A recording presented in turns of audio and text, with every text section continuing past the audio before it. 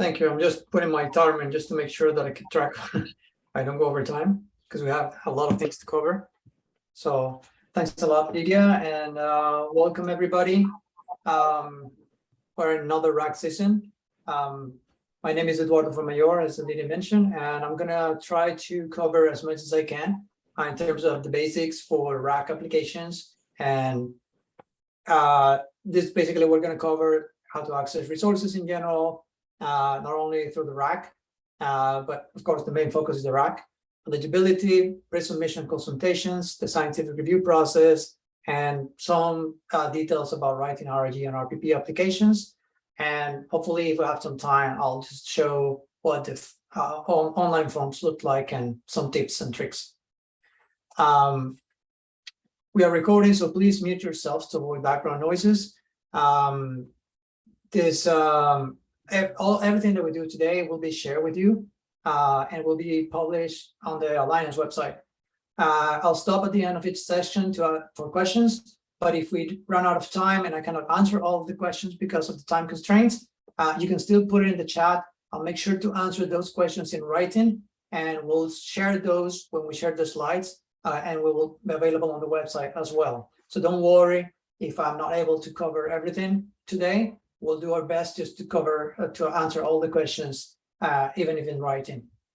So that way it's easier to put in the box, but if you think of something after the presentation, you can send it to the email that is in the, so allocation@tech.alliancecam.ca. And again, you will have the slides, so you will have all this information with you. I'll put here, you will see in the slides, most of this information, all this information in the Alliance website. There are a couple of links that are in the docs wiki that will be relevant, important to read. And I'll put just the quick links here, so you will see them when you receive the presentation. So just very basic. I like to think that everybody is familiar with this, but sometimes some people are new to the organization, so I'll just cover the basics. So the way to access our resources in general, basically when a faculty member creates an account with Ccdb, in the Alliance in this case, you automatically get a default resource allocation project, or RAC. And in that default allocation project, you get automatically 1 terabyte of storage in each of the general purpose clusters. So Cedar, Beluga, Graham, and Arval, not on Niagara. And you are able to submit jobs for CPUs and GPU opportunistically without a RAC allocation. That can get you up to certain amounts of compute and then this amount of storage. And then if that 1 terabyte proves insufficient, you can get a bump of up to 10 terabytes of project storage in the same default allocation project. The information is on the website, but basically sending an email requesting I need this through the rapid access service. That's it. There is no additional RAS bump for compute. So it is fully opportunistic in the default project without the RAC allocation. So that basically means that if whatever you need cannot be met with what you get in the default project, then you need to apply for a RAC. And in the RAC, you can apply for any resource that we provide, so compute, storage, or cloud. And there is, in principle, and this is only theoretical, no limit in terms of how much you can request. Of course, we have capacity constraints, but we do ask people to request what they need because it gives us input in terms of how much you need, even if we may not be able to give you everything that you need. So this is more or less the structure for accessing our resources. In the RAC documentation, you will see that there is the minimum amounts for each of the resources that we offer to be eligible to submit a RAC. I'm not going to cover all of this. This is really in the RAC documentation, and you can see it here. And if you have any questions about that, you're always welcome to contact any of your closer staff, Federation staff member, and ask questions about it. Just very quickly, the competition opened on the 22nd of September, and it's going to close on November the 2nd. We don't grant exceptions for extensions unless there is a very good justification for it, but general rule is no exception. So please make sure that you submit your application by November the 2nd, and this includes any application that is a new RRG application, a new RPP application, or if you're eligible to fast track, your fast track application is the same deadline for those. The only exception is if you are a multi-year RPP application, meaning that was awarded for 2-3 years and it's continuing, then you need to submit a progress report. Even if you're in the last year of your RPP, you still have to submit the progress report, and the dates are from November 7th to December the 7th. So you have a little bit more time for those. We will announce the results in late March, and the allocations will start in April, typically the 3rd, 4th of April. This is first Monday of April. In general terms, the RAC has 2 main applications. It's just one competition, but there are like 2 application processes. Is the resources for research groups. I will go into the details of this, but you have a new application, and you have the multi-year application process. The new application is where do the full evaluation of the application, where you have the scientific review process, the technical review process, you need to upload your Ccdb, etc., etc.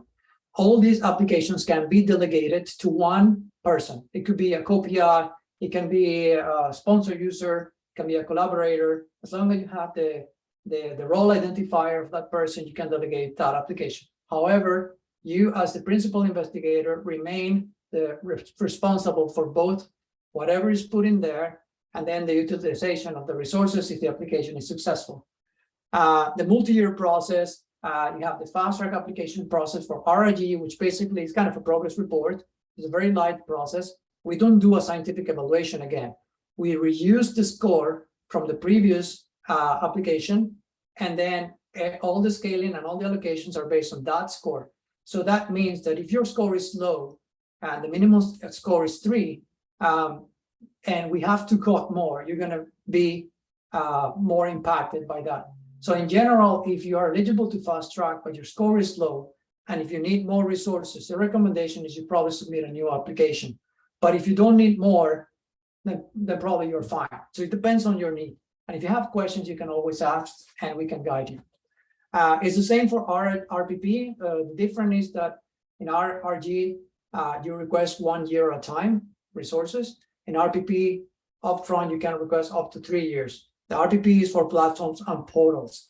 And then it has this, basically, once allocated for the 2nd and 3rd year, you submit an annual progress reports, and that's it. You don't have to submit a new application, and the same principle applies. The score is reused. So the Ccdb is only required for the first application, so the full application when everything is evaluated, not for the subsequent progress reports. Now, the difference between the RRG and RPPs is you can request any resource, cloud, compute, storage, in both. But typically, the main question is like, what is the primary purpose of the request that you're making? So if the primary purpose of the request that you're making is to conduct research, if you have a lab, you have a group, and you're basically going to publish, and you need this to run simulations, etc., and basically you're conducting your research as part of your regular research program, that typically is an RRG application. And if you need, however, you're planning to do a platform or a portal, and your intention is to provide a service for a community and through scientific gateways. So in that case, you may need to consider the RPP. So in the RPP, you could typically people request cloud resources, but some compute and storage may be needed as well. Sharing large data sets, you have international collaborations, etc. We'll get into those details. And if backend compute is needed, you can also request it as part of the RPP. So one important thing to keep in mind is that we don't accept what we call departmental applications. That basically means where you have, for example, one department in one institution where you have a bunch of PIs that are not working on the same project, but just basically putting together an application to request resources that then going to be sort of organized by different people, but there's like no common project. And so we typically don't accept those kind of applications. But if you're in more or less a situation like that, contact us so that we can clarify what to do if that's the case or not. So, but if we identify as departmental applications, they will not be accepted. So, and I'll answer some questions at the end of the section if we have some. So as I mentioned, the RPP typically has cloud resources, development of front-end gateway to persistent virtual machines with possible back-end compute, either to cloud compute or job-based submissions in the national clusters, and also large databases. So the RPPs must provide a service to a large research community and enable them to access national computational resources via a common interface. And one important thing about the RPP is that the group must be able to develop, operate, and manage the proposed portal or platform. That basically means we are allocating the technical resources that you request. We are not allocating staff to do these kind of operations for your portal or platform. So that is a very important, and it's actually taken into account in the evaluation criteria. So you have to prove that and show that in your application. And again, if backend is needed, backend compute is needed, you should request it there. For the fast track, I already mentioned this. This is basically the minimum allocatable score is 3 out of 5. And you should consider submitting a new application if you are very close to the 3, unless you are fine with what you have, because most likely that's what you will get. In the fast track application, you can request up to 10% increase in project need on any kind of the storage, with up to a maximum of 50 terabytes of storage. It's important to note that when you're making requests for storage, it is cumulative. So you need to take into account if you already have an allocation, or if you already have data and are using storage resources, take that into account when you're making your request. So if you say, I need 50 terabytes of storage, we consider that's the total that you need. But if you were thinking, I needed additional 50 terabytes on top of what I already have, and let's say that you have an allocation of 50, and you need additional 50, then your request needs to be for 100, not for 50.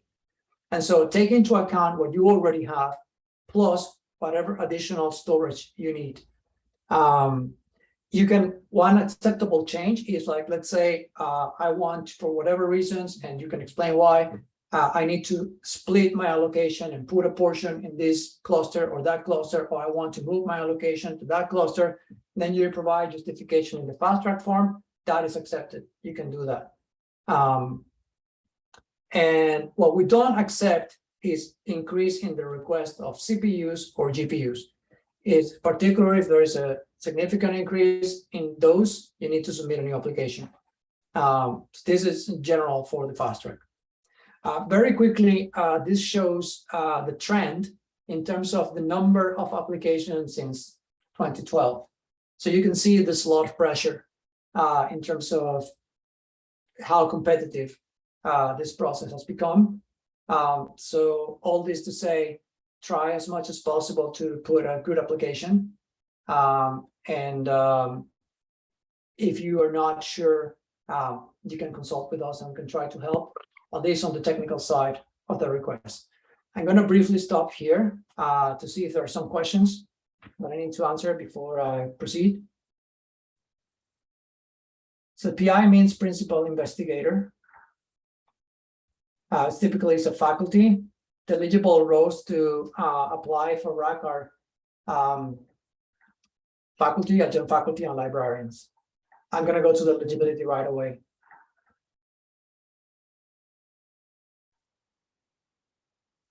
There's a question from Ethan. I think I'm gonna cover that later on in the presentation. But the regular RG, not fast track, Is previous RAG usage taken into account in new applications? My current RAC usage is low. Then granted. Yes, usage is definitely taken into account for the application. It doesn't mean that you have to have used a lot, but whatever usage you have or you don't have, you have to provide a justification so that people can understand how to interpret that usage. But there is in the online form, there is a box in the resource utilization section called history of past usage or history of resource utilization, and that's where you will put that kind of information. I will get there. Where can we check the score for fast track eligibility? Anyone that is eligible to fast track should have received an email that we sent, I think, on September the 9th. And that includes all the details. If you did not receive that email, either you're not eligible or maybe there was a problem with the email, but otherwise you see the score in the award letter that we sent in the previous RAC.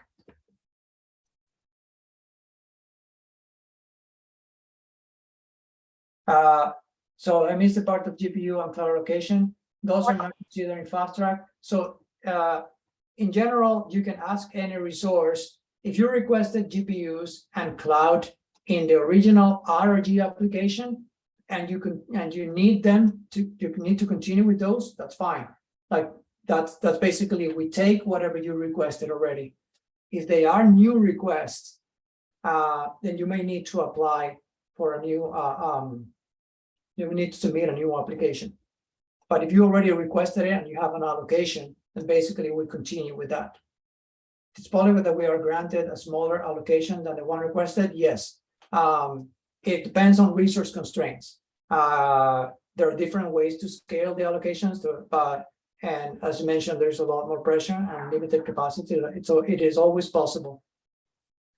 We try to do the best we can to keep it as close as the ones that we currently have, but it's not guaranteed. If you had an RAG last year and we're allocated GPUs for cloud, I already answered that. Okay, I'm going to stop here because at the sake of time, I'm going to move on, and then I'll try to cover as much as can. Maybe other people from Compute Canada may answer some of the questions in the chat, so I'll move on. So the principal investigators, as I mentioned, is faculty, adjunct faculty, and librarian roles. These are the roles that are eligible to apply as principal investigators of a RAC application. And these must be your primary roles on Ccdb. For those that have more than one PI role or not more than one role, so you make sure that your faculty role is the primary one. A co-PI, basically a typical question, what is the difference between a co-PI and a collaborator? The co-PI is basically, for our terms, is a Canadian faculty and someone at a Canadian institution that basically has a CCV, because the CCV will be required for any co-PI that you add to your application, and you can add as many co-PIs as you want. Collaborator is typically a non-Canadian researcher, does not have a CCV. You can also mention it in the application document that you're going to attach with your application if you want to, but this, of course, will not be required to submit a CCV.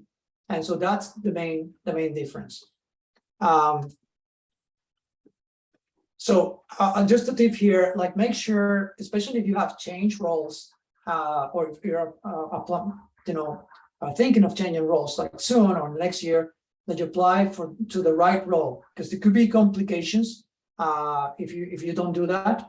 If you're thinking that you're going to change roles like within the next year, please let us know so that we are aware, and make sure that we follow up with you. And then by the time that we do the allocations, we allocate in the right role. Role means the right position. Let's say they are at SFU, and then you're going to move to UBC, and then like we need to know about that change.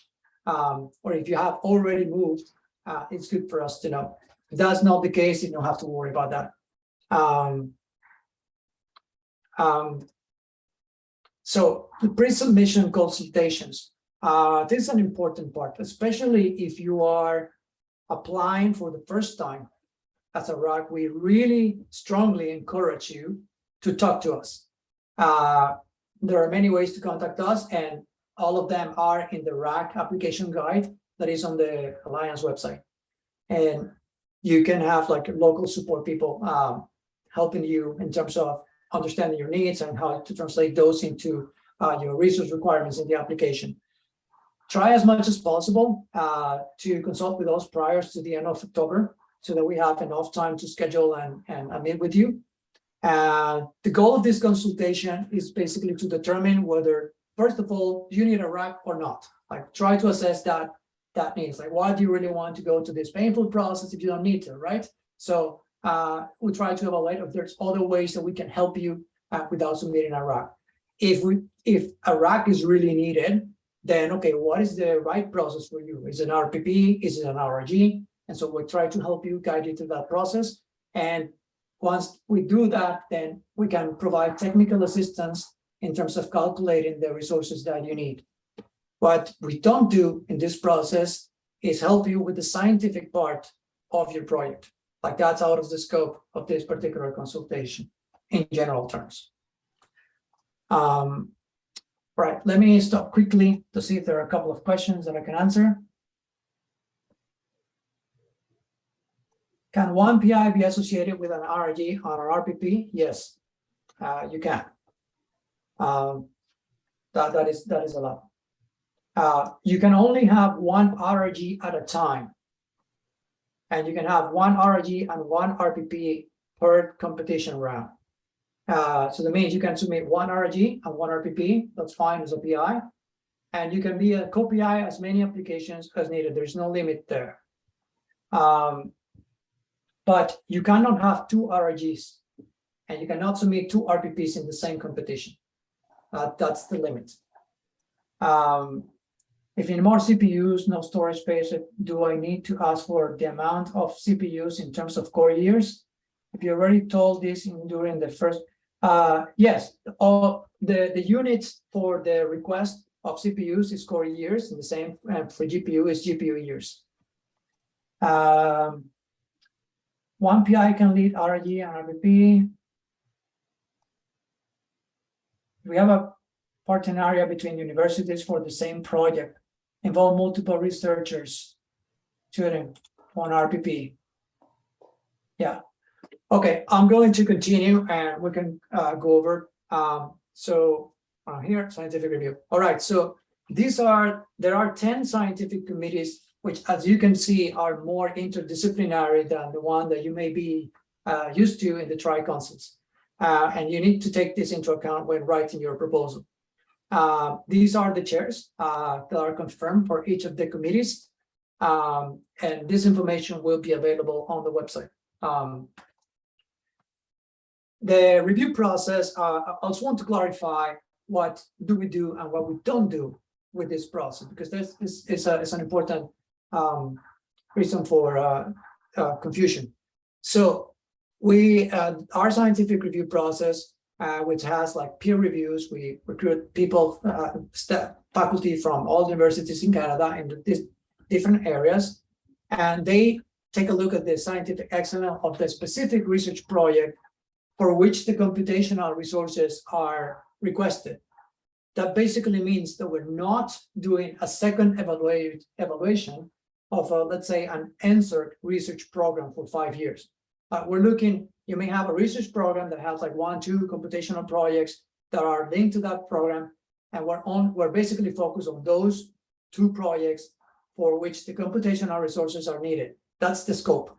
The scientific and technical feasibility of the proposal as well, the appropriateness of the resources to achieve the project's objectives, and the likelihood that the resources will be efficiently used. So in general terms, we're saying like, can you do this project? We're basically focusing more on the what than on the why. Like, I would guess you have to justify that in tri-consults. In our case, I'm going to get into some details of this, but this is more or less what we do. The RAC, our cutoff score is 3 out of 5. So any application that receives less than 3 is considered unsuccessful. I will not receive any allocation. However, if you receive a score below 3, you will still receive a letter notifying you of that. and you can still apply next year if that's the case. This is the scoring matrix, which is in the documentation. I'll just FYI, and you can read it more carefully in the documentation. Keep in mind the following when you're either RAG or RPP. The page limits are enforced. So first of all, use the application template that is in the application guide. It is required. And it also is going to help you because it helps reviewers to follow and then follow the criteria based on the structure of the document. Do not exceed the 8 pages. That's the maximum. That means that you could submit less than 8 pages. You don't have to use the maximum page limits if it's a small request. So you don't need that, but do not exceed those before references if that's applicable. Do not, so if the page limit for resource management section is not enough, you can add more pages. In general, there are recommended length for the sections, but they're recommended. You can play around with the space within those 8 pages. Like it's not required. This is like half a page or 1 page, as long as you do not exceed the 8 pages. But I think the recommendations could help you. Some general recommendations when writing a proposal. You can delegate your RAC application to one user if you need help with that. Keeping in mind that you're still responsible for that application and for the ulterior utilization of the resources.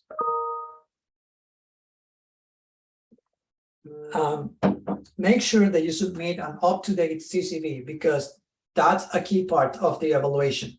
And typically some applications that are get punished because the information in the CCV is not up to date. And it means the CCV of the PI and the CCV of the co-PIs. Do not use valuable space in the CCV, in the application that should be in the CCV. So like awards, for example, that should be there. And so use the proposal for what is really intended, which is explain what you're planning to do and what the resources and what's team, etc. Co-PIs can also see information about the application and they can easily update their CCVs by going to the resource application page. I'll try to demo that if I can, if I have the time. But you have the link here. Basically, you can pass this link to your co-PIs and they can just go there and Ccdb and then just do that right away. And then when you list your co-PIs in the form, you will see this person has updated the CCV, this person has not. And then you can see, hey, remember to update your CCV because you cannot submit your application until all those are in green because they have completed their CCVs. Before submitting, make sure that you as a PI or an expert from your group reviews the application because you say, oh, well, it was my postdoc or it was my grad student that prepared the application. That's why I made this mistake. That's not going to make any difference in terms of changing the results. So you're still responsible for what is written in there. Read very carefully the instructions. The templates have lots of instructions, and that's for a reason. So make sure that not only to use the templates, but to follow the instructions. You should remove those instructions after you read them. They should not be part of your final document. Like just remove them. But please read them before you do that. Don't write a very technical proposal because, as you saw, our committees are interdisciplinary. So take that into account. And already mentioned, if you consulted with us, did the pre-consultation, it is good to mention it in the application, like because it helps us track who discussed the proposal with you, but also scientific reviewers say, oh, this guy actually talked to the Federation when preparing the application. So you can do so, and you can mention the name of the person and the consultant with you. If you receive a CPU or GPU allocation in the 2022 competition, but you chose not to use it, meaning you have a RAC resource allocation project, but you decided to do all your compute in your default project, meaning opportunistically, for which you don't need an allocation, then basically your application will not receive a compute allocation this year. because you're basically proving that you don't need an allocation, a RAC allocation at all. And then you're totally fine using a default project. So if you have a RAC allocation, you have to use it. So keep this in mind. So if the projected, and finally, if the projected current allocation is below 50%, you have to justify it. And that you do so in the online form. If you don't do this, and we see a low utilization, and there's no justification, this will likely negatively impact your application. So please keep this in mind. I'm going to stop here before I move on.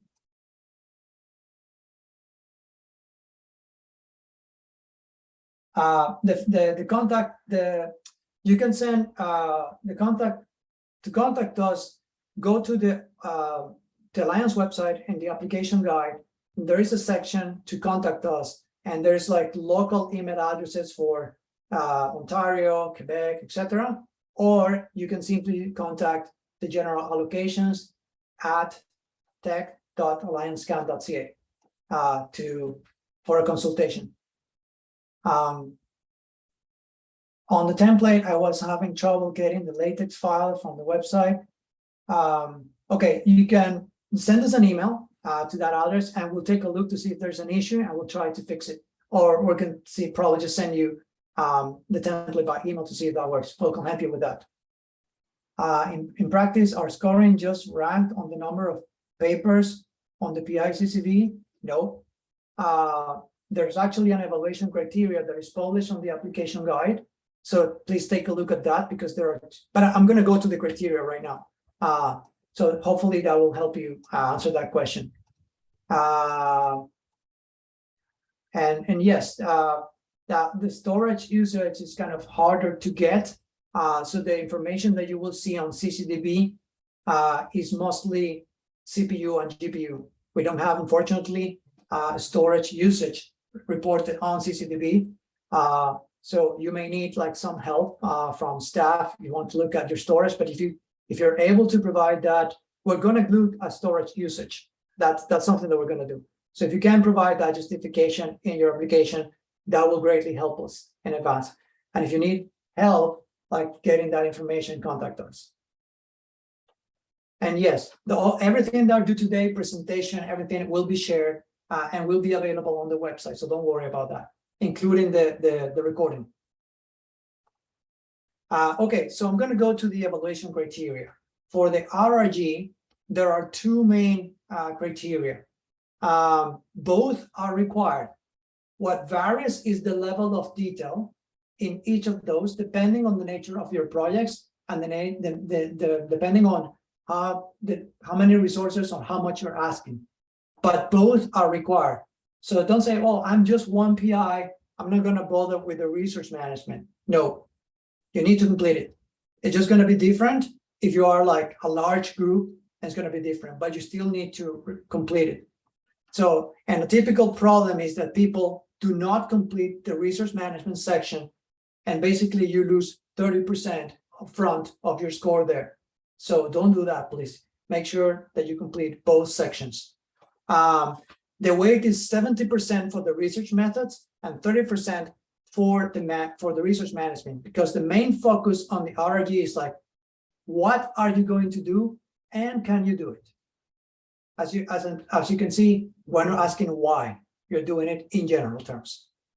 So we have the research outline, expected outcomes, and progress over the past year, computational methods, research request justification, and from the research management and expertise of the team, computational expertise of the team in general. We have funding, computational expertise of the team, and management strategy. So in general terms, the recommendation is 6 pages for the first part and 2 pages for the second part, but you can play with those within the 8 pages limit if you need to, depending on the particularities of your project. So the research outline is, if your research programs already has been evaluated, you basically explain, there are like 2 cases here. You already have, let's say, a grant from tri-council agencies, so your program already was evaluated. We're not gonna, as I mentioned, we're not evaluating that again. So you basically provide a summary of what it is, that you're trying to do, and then just focus on what you're trying to do. Like what scientific reviewers want to see is like, what is it that you're trying to do? Not why. So don't spend a lot of time explaining the why. Now, the second case is your program has not been evaluated. You do not necessarily have funding. And in that case, you will need to spend more time, more space explaining why then this research is important, because it has not been evaluated. And then in that case, the reviewer doesn't have like any reference about what the research has been evaluated. Of course, there's still the same page constraints. You have to play around with those. But these are the two cases. But still, even in the second case, this is still not a tri-council proposal. You're still asking for computational resources. So always keep that focus. We're not evaluating like a 5-year program in the same way that other agencies are doing. So the expected outcomes is basically what are either, you already had an allocation before, so you can present here like, like as a continuation of what you're doing, or just basically with these resources, if it's first time, what are you expecting to achieve with this, and how you're going to measure that. The research methods, you start basically by asking, what is it that you did last year? And this is irrespective of whether you had an allocation or not. You may have been using the default project opportunistically, and you had a RAC storage allocation, and I've been doing this and that. That is valuable information to put in there as well. Like, so don't take this only whether I need to complete this only if I had a RAC allocation. It may be that you have, for example, contributed hardware, or you had access to all the resources somewhere, and you are able to do certain things with that. You can also put that in there. Computational methods. This is where you basically provide the justification about the tools, methods, models, and approaches that will allow you to do the what that you are focusing on this application. And be specific here, because this is a key focus for the technical reviewers, for the scientific reviewers. And it may be a point where people lose some points because they're not specific enough. The justification is not clear enough. So it may be community codes, models, data analysis methods, algorithmic formulations. When applicable, provide justification for the number of samples proposed in the project. And if trials or test implementation will be carried out, please provide details as well. So if critical details that define the quality of the data should also be included in this section. The research justification is basically where you're going to explain like all the technical aspects of your request.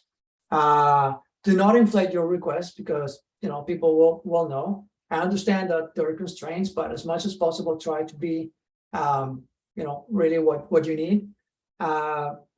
You may include more than one, let's say, we call it project on our terms, but for you, it could be like different projects, probably 1, project 2, project 3, depending on how you're structuring your request. So you can put that. And in fact, the template already takes into account that case. So you can have like one column for each project and break down the request. Now, any request mentioned in the attached PDF must match what you are requesting in the online form. And when there is a discrepancy, what is in the online form is what will prevail, not in the PDF. Our technical reviewers spend time trying to catch these discrepancies as much as they can, but we're humans, and so we may miss it. And in this case, why? Because we need to mine that information that is in the online form, and we cannot do that from the PDF. So if you're asking for 100 terabytes of storage in the PDF, you have to ask for 100 terabytes of storage in the online form. This is extremely important. So please be careful with this. Again, justify any utilization below 50%.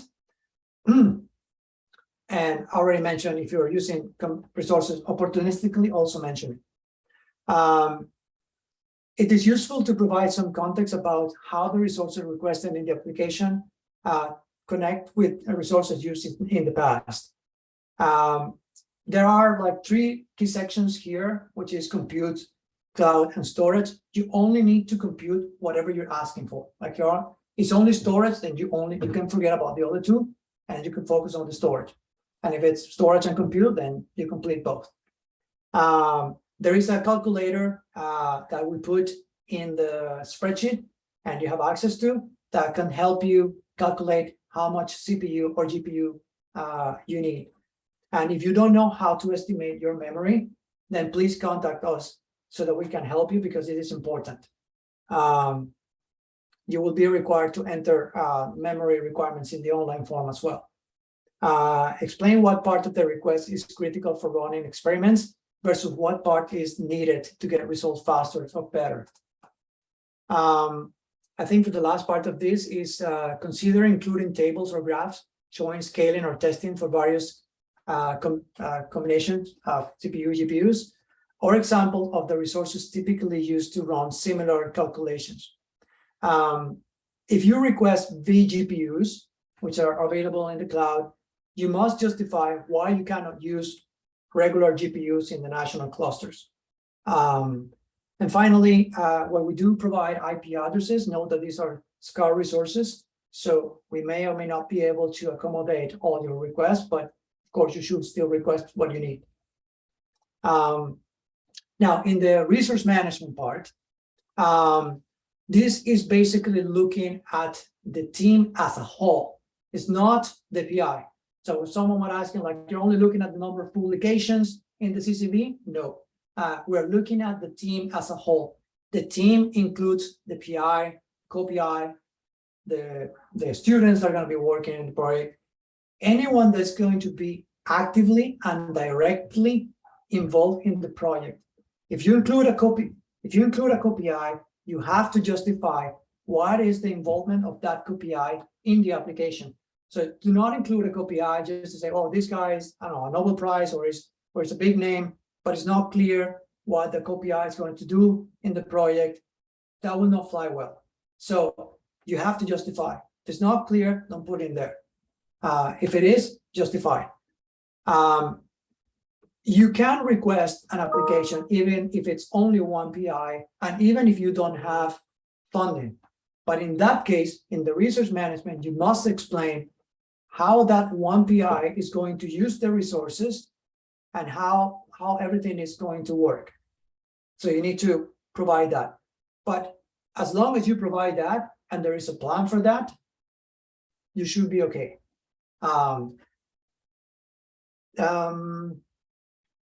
Again, the level of detail of this section is basically a function of the size of the request and also the size of the team and the complexity of the project. So it really depends on each of the projects. Well, an important thing, if you are a PI of an application, but you're also a co-PI of another RAC application, we have to mention it here. We want to see where you are participating in other RAC applications. So please keep this in mind. Skip track of, okay, so in this section, we have the funding. The main goal of the funding is to try as much as possible to ensure that for those projects that have funding, we make sure that at least this is taken into account in the evaluation. And if the project needs these resources for funded program, then that's taken into account for the result of the process, and try to align it as much as possible, the two. What basically we add is basically what funding is available to support the project directly. So there's a table that is provided in that section, and you basically ask you what is the total grant and what portion of that grant is specifically for the computational project. And by this, we basically mean, what portion of that is going to cover, like funding or salaries, whatever, for the team, that's going to be involved, or if there's any other expenses related to the operations, if it's a platform or something, what part is really specifically for this project. And this is what this table is about. And if there is no funding available, then you need to provide some justification about how that's going to work. The computational expertise of the team is just basically providing some idea of, what is the expertise of the team. I've been using CompuCanal before, like they're a new student, or there's going to be a training plan, etc. Basically, if the team doesn't have experience, then you need to provide a training plan. And finally, the management strategy is how the whole thing is going to work. And if you have KPIs, how everything is going to be organized. All right. We're running a bit out of time, so I'm just going to continue with the RPP. The RPP, kind of the same thing, but the weight of the two sections, they're called a little bit different, but it's kind of the same principle. So the project justification and the resource management. The resource management is exactly the same, or pretty much the same as the RAG. So the main difference would be in some of the considerations for the project justification. The resource request justification is pretty much the same. The reason why it is 50-50 instead of 70-30 is because we need to make sure that the team can develop, manage, and operate the platform, as I mentioned before. And so you need to justify that. So if that's not the case, you can see that's going to not go well in the RPP. For the project description, you're basically providing the overall of what is this platform trying to do, what is the problem they're trying to solve, what is the objectives in general of this platform and portal. Then the use of the platform is just describing what's the community that you're trying to serve with this platform or portal. And if possible, we understand that's kind of easy, but if possible, you can provide some estimates of the size and activity of the user community. What is the added value that the platform is going to bring for this community? Or if it's already there, then the value that is already created for a community. Again, this can be for an existing platform or for a new platform, that's fine. You could adjust that based on that situation. And if applicable, describe the level of interaction between Canadian and international research groups and the platform, if that's applicable to your case. In the expected outcomes, you have the new platforms basically should concentrate on the development, and the existing platforms focus more on the continuous operation and possible expansion, if that's the intention. Present a clear timeline. The RPPs can request up to 3 years in advance. And so the idea is that you provide some overview in terms of how things are going to happen within that whatever time frame. You can request for 1 year. It's rare, but it happens. But if you request for 3 years, then that's what's required. And provide a detailed list of the outcomes resulting from the computational resources and what's the schedule. Explain the means by which the expected outcomes will be measured. Progress report is the same as in the RAG. In the research request justification is exactly the same as the RAG. Like you have the cloud, the storage, and the cloud, the compute, storage, and cloud. The main difference is that while in the RAG you can have project 1, project 2, project 3, the RPP is one project, and the RPP can have year 1, year 2, or year 3. So in this case, what you're going to do is just going to provide basically that sort of breakdown by year instead of by project in the summary of the request in the online form, in the PDF. And in the online form, you will also have one column for the request, depending on the number of years that you're asking. And the amount of storage requests in your application, again, is cumulative. So if you're asking for 50 terabytes in year 1, and you expect that you're going to need 50 terabytes more in year 2, then the request, and year 3, the request should not be 50, 50, 50. It should be 50, 100, and 150. So it is cumulative. So that's an important part of the storage request. Because if you request 50, 50, 50, what we assume is that the maximum that you need is 50, not 150 in year 3. So, and there is a limit to what you can request in subsequent years based on what you requested in your first application. So resource management is pretty much the same. I think I'm going to just add a couple of things in terms of the team configuration and expertise. I already mentioned the first one. Actually, I mentioned this too. Yeah, I wanted to get here. So the management strategy is mostly the same with RPP. What I wanted to get at is, in the case of international collaborations, please describe the context of the Canadian request within the overall request.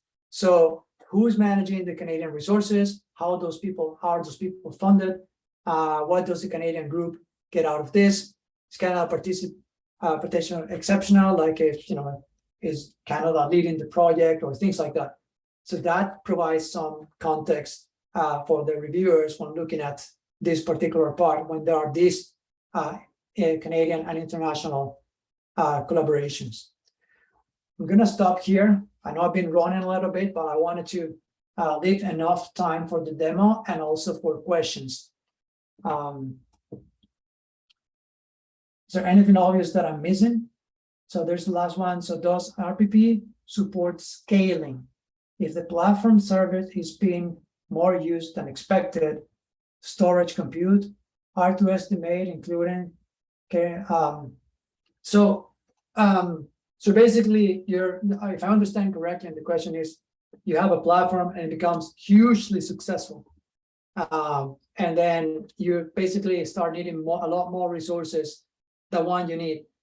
So in general, our approach is not our approach is not that we're going to let you die.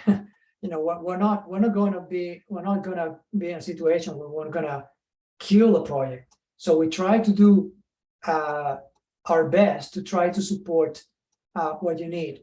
We can work with you in terms of, is that going to require, if it's a significant increase of resources, well, that may require a new RPP for next year or not. In general terms, when there are these situations, the best approach is contact us and tell us, I am in this situation, and we'll figure something out. Like we're not trying to, cut you just because there are certain limits. We definitely have these rules, but the most important, for us, the most important thing is that you're able to do what you're intended to do. And so we want to help with that as much as we can. I hope that answers your question, but if not, let me know. Okay, are there any other questions that I'm missing so far? I don't see any. Okay, so I'm gonna go. Can anyone let me know if you can see the Ccdb thing here? I'm not sure. I think so, but just to be sure, I'm going to increase the size here. Okay, so when in general terms, if you're not eligible for fast track and you go to Ccdb resource application, this is what you will see. So you come here and you have the RAG application and the RPP application. I think some people tend to submit like, oh, I don't know which one I need, so I'm going to submit both. And they submit RPPs that they don't need. Don't do that. Like if you don't know, contact us and we'll help you. But there's no point in submitting to both processes because we will discard the ones that is not applicable. So that will not do, you're basically duplicating work for no value. So the first thing that you can see, you have the apply and the delegate. If you already know who you're going to delegate it to, all you need to know is the role identifier, so CCRI, of that person. It can be any active user, copy student. So you can click here.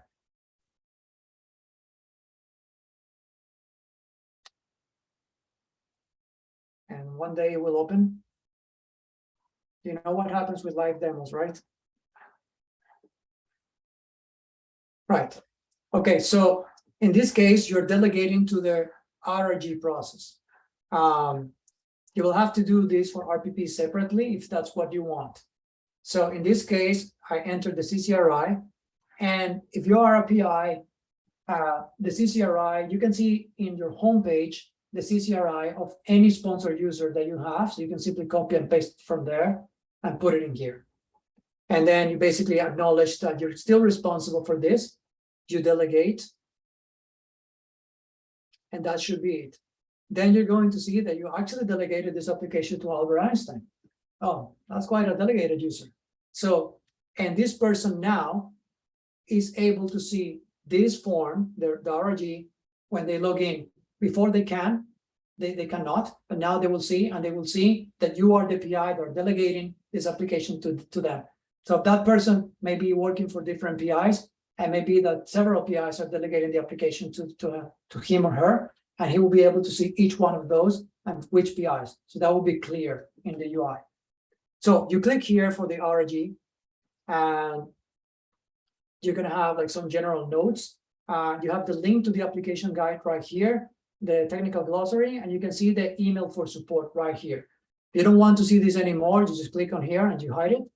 And then you have this tab view, where you can go one by one. In general, you will see in red anything that is required, and you select your committee, you enter your project title, you complete your summary, and then these are optional fields where if you have someone that is a technical person that you want to be us to send the information to, you can enter again the CCRI here and add it. And when you do so, it will ask you if you want us to share the results of the competition with that person or not. And of course, if you say yes, we'll share a copy of the award email with that person. And if you say no, then we won't. Here, yes, I allow the Alliance to share the, say yes, we put it in there. And then if you have another co-PI, same thing. You can add it here and it will show. So in this case, it says that this co-PI has an updated CCV. So it's green, fine. If it's showing red, then you need to contact that co-PI and say you need to update your CCV on Ccdb. And then when that person does it, this will turn in green and you will see it's good to go. If you didn't do the delegation in the previous page, you can still do it here or change it if that's required. Then in the CCV, you enter here the CCV code and you upload it. And important, you need to use the Alliance template. You cannot submit an answer template or a CIHR template or anything like that. And if there's a new, you have new publications, they will show in red here. So you just need to click once to basically mark it. That is, click once or twice to check or uncheck whatever is enabled by the use of our computational resources. Then in this part, you basically upload the template. You have the link to the templates here, and this is in English and French as well. You basically switch here to French if you want, and you upload it once you're ready in PDF format. And you also have to select, let us know whether the proposal is written in English or French so that we can assign reviewers accordingly to that. Then this is the resource request section. And the important thing here to remember, well, a couple of things. First, the resources, if you need CPU, that's one request. GPU, another request. Storage, another request. So you should not expect, it's not grouped by cluster. So I want to request CPU, GPU, and storage on Beluga. Those are 3 separate requests. It's not one request. So a typical question is, I don't see the storage. So I click, for example, in Beluga Compute and say, I don't see the storage. Yeah, the storage is not going to be there. So in this case, I enter, let's say, 500 core years with 5 memory per core. Oh, sorry. gonna give me an error because this is required. So I enter whatever selection is in there, and you can add more details here if needed. Then you save it. The important thing is you need to make sure that if you are requesting 500 core years in the PDF, they have to be included here. And then I need to request, for example, storage. And so I'm going to go GPU, sorry, I'm going to go to the storage, Beluga storage, and make sure that also is in the right cluster that you need. So I'm going to need 100 terabytes of project and 200 terabytes of nearline. So I send the request. Then you should go. You can see now you have 500 core years in Beluga and basically 300 of storage. Then you go to your PDF and you check.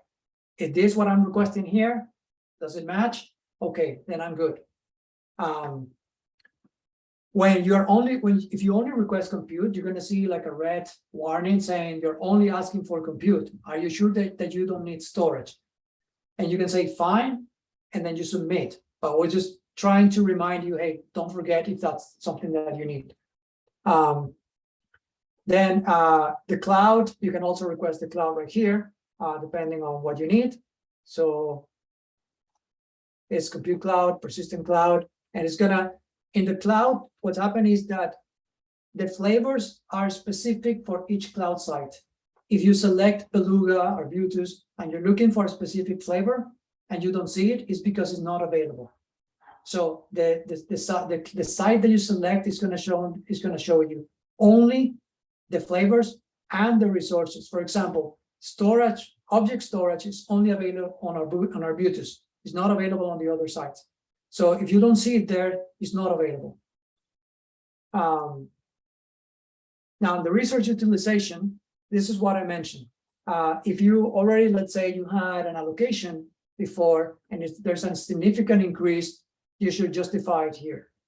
And in this section, you basically try to justify any history of compute utilization, but you must justify any projected usage that is below 50% if you already had an allocation. And this is focusing on, this applies for any allocation that you have in any resource, but specifically for compute, particularly for compute. But you should also explain here if you have access, for example, to other resources. Let's say you have a CFI award and you have a contributed resource, or you have access to other local cluster at your institution, or elsewhere, abroad, you have access to other resources, then you should explain that here. Finally, in this other tab, if you need help with visualization, then check that, and our visualization expert will basically contact you and try to help you with that. If there are any considerations regarding the privacy or security of the data, then if that's the case, then let them know what those are. Because in some cases, we may not be able to meet those requirements depending on what it is. So if that's the case, make sure to let us know in advance. But of course, it would be a lot better if you have those concerns to tell us before you complete your application. In general terms, you have these concerns, we should have addressed them before. Like if you do it without consulting us and you submit it and we cannot meet the demand, then it's already late. And then you may need to wait a year for a new application if we cannot meet that. So that's the importance of the pre-consultation. And finally, if there's any particular software requirements because you need commercial licenses or something like that, you can also check it here. Finally, once you're all done, you have this view all tabs, which basically shows you everything in just one go. And you can click on that and say, okay, does it look good? I'm happy with it. And then at this point, you can submit if you're happy with it. So this is, in a nutshell, what the RAG application looks like. The RPP application is pretty similar. In this case, you choose the scientific committees. One thing that I forgot to mention is that both the RAG and the RPPs, they're evaluated by the same committees. So if you select an RAG for astronomy, or an RPP for astronomy, they will go both to the same reviewers evaluating both. And you enter the name of your project, or the platform, or the portal, and again, the summary, pretty much the same thing. The main difference is that, of course, here the template is going to be different because this is an RPP template. So you need to make sure that if you're completing an RPP, you're not using the RRG template, because remember, the evaluation criteria is not the same and there are differences. So make sure that you select the right template, but you have it right here. So hopefully that will not be a source of confusion. And again, if you're having issues with the LaTeX templates or something like that, let us know. I will try to help. We'll do our best to help you. The resource request. Okay, here's where it gets different than the RRG, because you have this duration in years, because you can request up to 3 years. Before you create a resource request, by default, we're putting 3. Basically, it's an assumption. We're assuming that you need it for 3 years, but it doesn't have to be. You can mark it 1, or you can mark it 2. It's up to you. The important thing is that try as much as possible to put the right year before you create the request. You can change it later, it's not a problem. But if you select 3 years, as you can see here, and you click on update, well, it's a navigation problem there, but so you click on the resource request, and let's say you are going to request compute resources, then you're going to see that it shows the 3 years. So there's going to be 1 column per the number that you put in here. And if you change the number after you create the request, you're going to have to delete the request, change the number, and then do it again.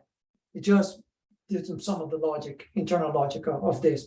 So it's going to be a lot easier if you say, I'm going to request this for 3 years. I put it 3 years, that's it.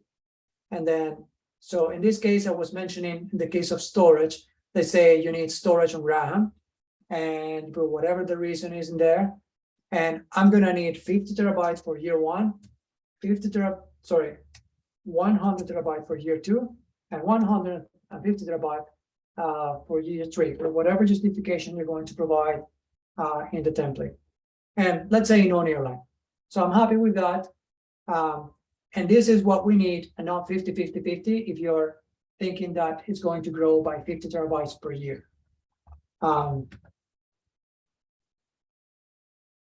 In the first year, we're going to take the first year of your, so in this application, we're going to be evaluating the first year of your request, the 50. Next year, we're going to look at the 100. The following year, we're going to look at the 150. We're going to compare against usage, because you're going to be providing information in your progress report, and this is how it's all going to go. Then the rest is the same. The resource utilization, the other, it's pretty much the same. The only thing is that we don't have the visualization box here, because that's typically not needed for RPP. If for whatever reason that was the case, let us know, but so far that has not been the case. And then the view all tabs is the same. You can see here. And as always, make sure that the resources that you request match exactly what you have in the PDF. I am going to be like very repetitive with this, because this has been a major, and still is, a major source of problems. The main reason is like we allocate everything. And if basically after we send you the award letter, say, hey, where are my 2 petabytes of storage? And that was not included in the online form. You can imagine that's going to be really hard to meet that request after all the resources have been allocated. And so it's going to be quite complicated. And so the online form always prevails. So keep that in mind. One final thing is that when you come to here, resource request, sorry, the compute utilization or the all tabs, you have this link here where the group usage by resource, detailed group users, this basically shows you different presentations of the compute utilization that you have, that you can use for completing this section. If there's anything there that doesn't look right, et cetera, you can contact us and we take a look and try to see if there's anything on our end that we need to fix, or provide you with the right numbers that you can use to complete this section. I'm going to stop here. I'm going to demo one last thing before I start with the questions. So that I think it's the online, the fast track form.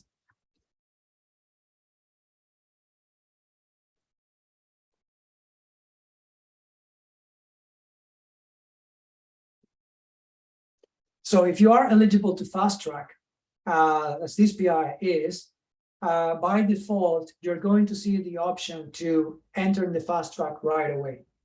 You can basically decide, no, I'm not fast tracking, I'm going to submit a new RRG, but let's assume in this case that you're going to fast track. So you click on edit.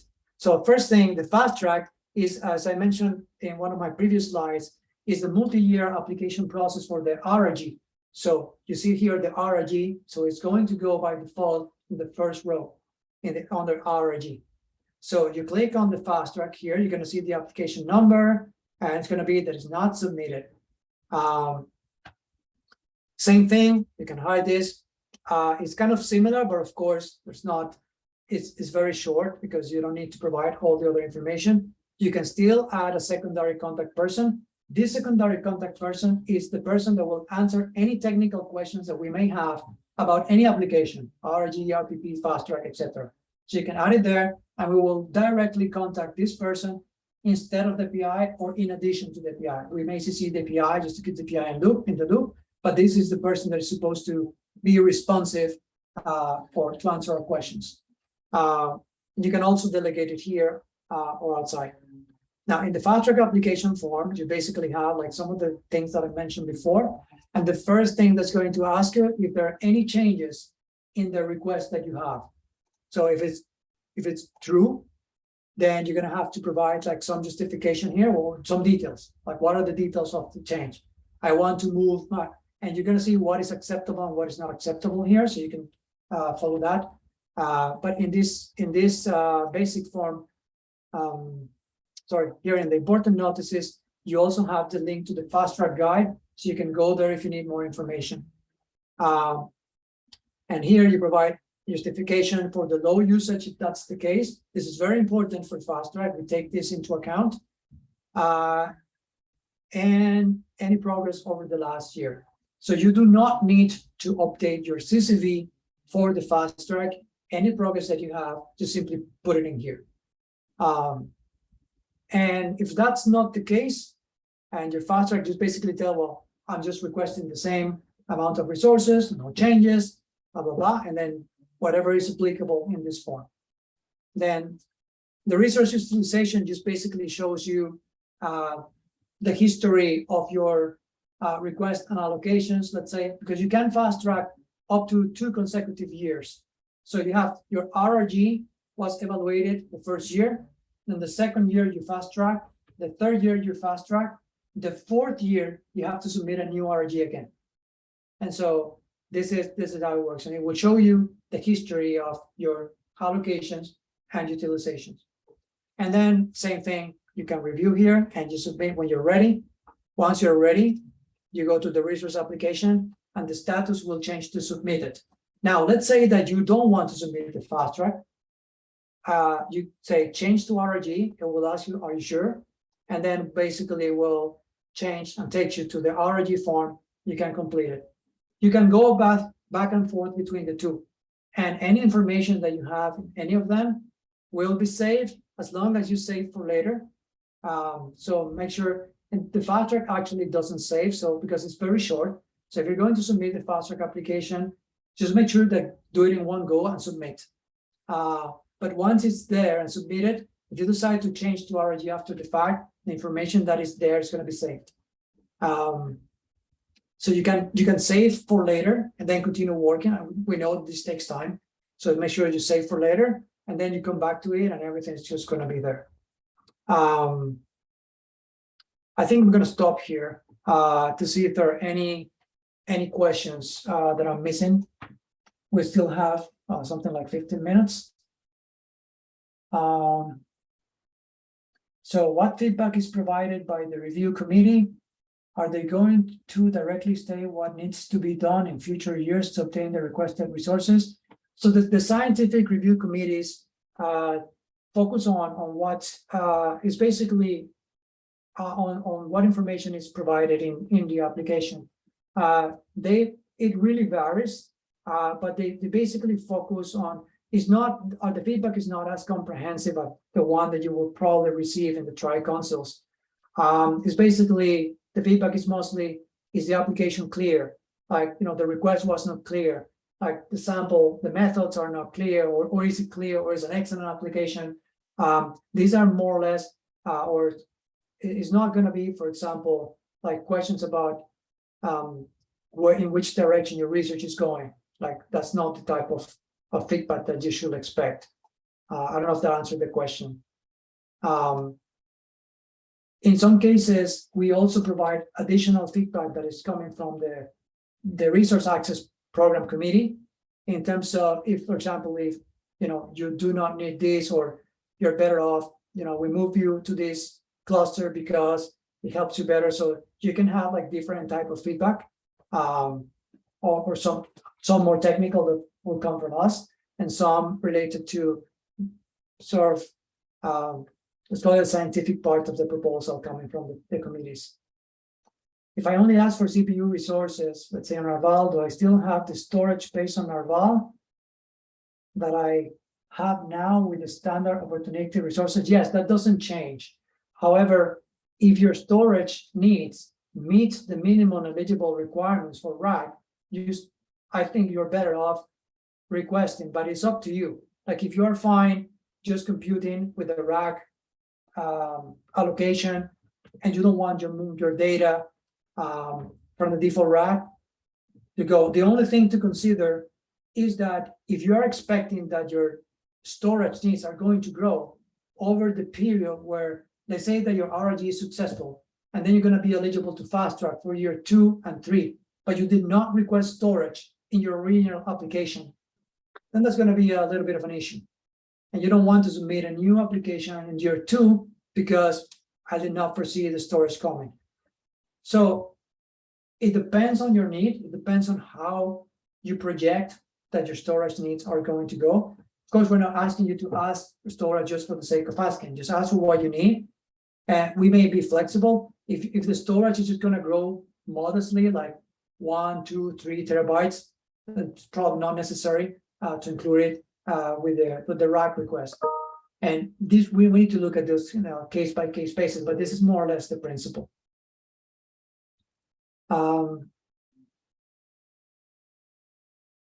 The second part is the answer. Okay, thank you. So Camille answered, if you're using default or RAS storage and that's sufficient, the RAC process is not take anyway. Yes. How you specify conflict for committee selection? So thanks, that's an important question. So we have a conflict of interest policy and a confidentiality policy, and all the reviewers are required to accept the terms of that conflict of interest policy, which is actually published with the application guide. So you can read the terms of the conflict of interest policy in the application guide. Reviewers only have access to proposals where they are not directly conflicted. In some cases, if there's like a very weak indirect conflict, the chair may have like some discretion in terms of accessing the proposal, but or reviewing the proposal, I mean. But in general terms, we avoid reviewers dealing with any proposal where they are in conflict. And when there is direct conflict, they do not participate in the meeting. So they basically are required to leave the meeting from the discussion, and they do not have access. In general terms, reviewer only have access to their own reviews. And we have committee meetings that happen in January for each of the committees. All the committees meet and discuss each of the proposals. During that meetings, we check the conflicts before going to any proposal, and they will have to leave the meeting if that's the case. If they're in indirect conflicts, they can stay in the meeting, but they cannot participate in the discussion. And so we are very careful with that process. But that's more or less how it goes. Now, I want to see the policy. It's available in the application guide on the website.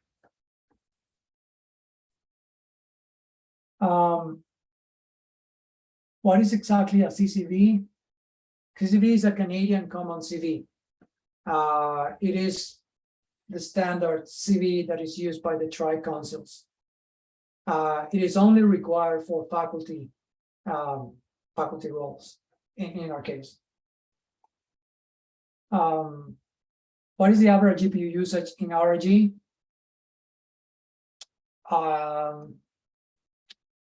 The average CPU usage, I don't know. Camille, maybe you're better off answering that question. I don't know. Yeah, it's hard to answer, but I just checked online. Okay, so, but nowhere in website asks for domains. Samira, can you elaborate a little bit? No, I mean for conflict, like there's nothing that you specify the domain. Like if I'm from this school and I work for this company, but the conflict domain I meant. No, there's no, we don't specify by domain. So we assign reviewers for each of the committees. What we do is that we basically, they basically can see the proposals. Like all the reviewers in a committee can see the proposals, and we ask them to declare conflicts with each of those applications upfront. And those conflicts are taken into account by the chair when the reviewers are assigned. And so if there are direct, I mean, we of course have to rely on whatever the reviewers tell us in terms of the conflicts, and we take that into account when assigning the proposals. But we don't check for domains specifically. I mean, just for the people that are in a particular committee. Does that answer the question? Yeah, but I'm just saying in future probably it's not a bad thing to consider on the website. Okay, thank you. Can you speak more about the number of personnel listed in the application compared to the level of resources requested? Is it better to list more students in the research team, and if they're not trained? So in general terms, what reviewers want to do, what we want to see is like who's going to be involved in the project. It is totally fine to have people that are not trained, because one of the main goals or the reason that you may asking for the resources precisely so that your students get the expertise, get familiar with it. That's totally fine.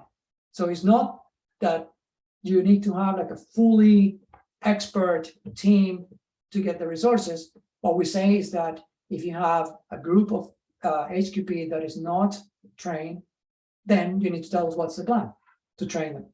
And as long as you provide that information, you should be fine. And you can have a mix, that's fine. And then you can tell us, you need to tell us how the whole thing is going to work. That's more or less the spirit. So it's not the intention to punish people because you have students that are not trained, because that would be defeat the purpose of our mission in general, which is basically help PIs and then help get people the resources they need to build those competencies. Yeah, I hope that answered the question.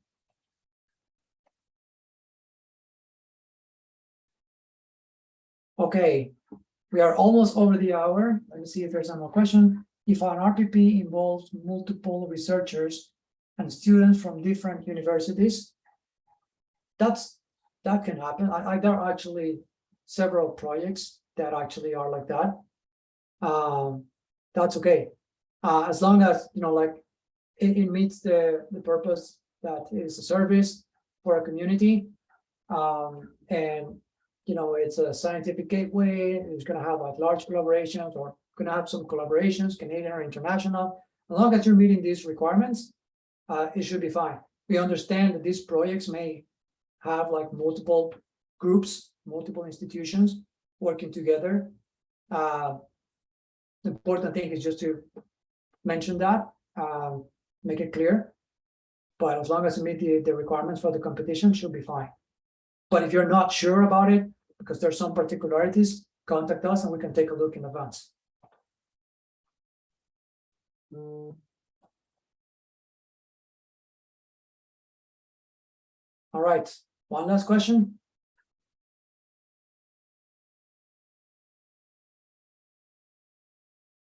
Okay, I'm not seeing any more questions, and we're basically right 2 minutes before the target. So I think I'm going to stop here. Again, thanks a lot, everybody. Good luck with your applications. If you have any more questions, feel free to contact us in the emails. You will receive a copy of the presentation. The presentation and the recording will be available. Sorry, my timer will be available on the website. I think that all the questions were answered, so I won't be able to have any additional documents. And of course, you're free to share any of these resources with your teams and whoever wants. It's just public, and that's fine. Thanks a lot, everybody.